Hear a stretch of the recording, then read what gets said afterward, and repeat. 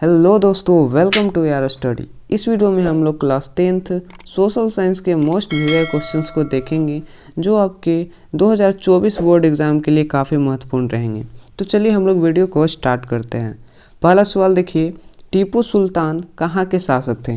तो दोस्त, टीपू सुल्तान जो है वो मैसूर का शासक था। इसकी मृत्यु चौथे आंग्ल मैसूर के दौरान हुई थी 1799 ईस्वी में। ये पॉइंट भी आप लोग याद रखिएगा, काफ़ी महत्वपूर्ण है। इसकी मृत्यु 1799 में हुई थी। दूसरा सवाल देखिए, गांधी जी ने किस गोलमेज सम्मेलन में भाग लिया? तो 3 गोलमेज सम्मेलन हुए थे दोस्तों, 3 गोलमेज सम्मेलन हुए थे। गांधी जी ने दूसरे गोलमेज सम्मेलन में भाग लिया था जो 1931 ईस्वी में हुआ था। दूसरा गोलमेज सम्मेलन कब हुआ था? 1931 ईस्वी में। ये भी कभी कभी डायरेक्ट पूछा जाता है ऑब्जेक्टिव में, इसे भी आप लोग याद रखिए। तीसरा सवाल है, वेदों की ओर लौटो। वेदों की ओर लौटो का नारा किसने दिया? नारा जो है वो दयानंद सरस्वती ने दिया था।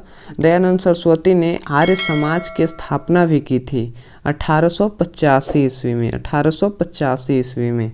अगला सवाल देखिए, चौथा सवाल है, ब्रह्मा समाज की स्थापना किसने की? ब्रह्मा समाज की स्थापना राजा राम मोहन राय ने की थी दोस्तों।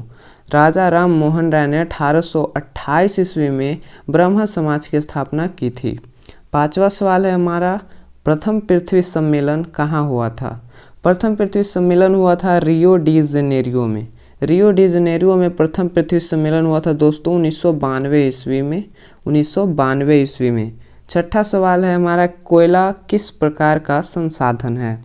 तो कोयला जो है वो एक अनवीकरणीय संसाधन है। अनवीकरणीय संसाधन, ऑप्शन ए सही जवाब होगा, क्योंकि कोयला को बनने में लाखों करोड़ों वर्ष लग जाते हैं, इसलिए हम लोग कोयला को पुनः नहीं बना सकते, तो एक अनवीकरणीय संसाधन है। सातवां सवाल है कि चिपको आंदोलन के नेता थे। चिपको आंदोलन के नेता थे सुंदरलाल बहुगुणा। चिपको आंदोलन पेड़ बचाने से संबंधित है, जो कि उत्तर प्रदेश में शुरू किया गया था, जो अभी वर्तमान उत्तराखंड में है, क्योंकि उत्तराखंड उत्तर प्रदेश से अलग होकर एक राज्य बना है। चलिए नेक्स्ट सवाल देखिए। आठवां सवाल है हमारा, मछलियों के अस्तित्व को खतरे में कौन डाल सकता है? तो मछलियां जल में निवास करती है, और अगर हम लोग जल को दूषित करेंगे तो इनका अस्तित्व खतरे में पड़ सकता है। तो डी ऑप्शन, दूषित जल, राइट आंसर हो जाएगा। नौवां सवाल देखिए, काली मिट्टी उपयुक्त मानी जाती है। काली मिट्टी जो है वो कपास की खेती के लिए सबसे उपयुक्त मानी जाती है, ऑप्शन ए। और काली मिट्टी का दूसरा नाम है रेगुर मृदा। रेगुर मृदा, ये भी कई बार पूछा गया है, काफ़ी महत्वपूर्ण सवाल है, आप लोग इसे ध्यान रखिए।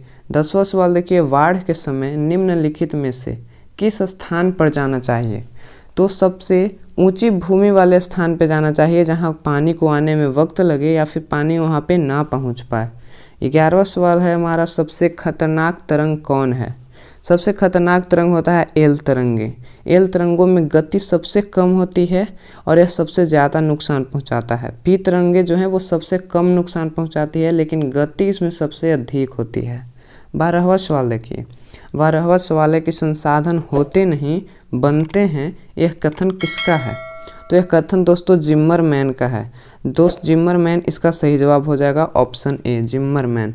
13वां सवाल है, भारत में सबसे लंबा बांध है। सबसे लंबा बांध है हीराकुंड बांध, ऑप्शन बी। हीराकुंड बांध जो है वो उड़ीसा में है। उड़ीसा में है, महानदी पे। महानदी पे उड़ीसा में है हीराकुंड बांध, जो कि भारत का सबसे लंबा बांध है। अगला सवाल देखिए 14वां, जल कितने प्रकार का होता है? जल 2 प्रकार का होता है, कठोर जल और मृदु जल। कठोर जल और मृदु जल। कठोर जल है वो जल, कठोर जल उसे कहते हैं जो साबुन के साथ झाग नहीं देता है, और मृदु जल जिसे हम लोग पीने के लिए यूज़ करते हैं, सॉफ्ट वाटर। ठीक है। 15वां सवाल देखिए। 15वां सवाल, महात्मा बुद्ध को ज्ञान की प्राप्ति कहाँ हुई? इनको बोध गया में हुआ था ज्ञान की प्राप्ति, बोधि वृक्ष के नीचे। बोधि वृक्ष के नीचे ज्ञान की प्राप्ति हुई थी। इनके बचपन का नाम था सिद्धार्थ। महात्मा बुद्ध के बचपन का नाम था सिद्धार्थ, और इनका जन्म हुआ था 563 ईसा पूर्व में। 563 ईसा पूर्व में इनका जन्म हुआ था।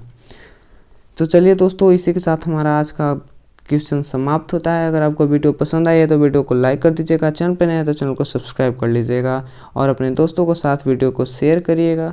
Thanks for watching. मिलते हैं नेक्स्ट वीडियो में कुछ नए क्वेश्चन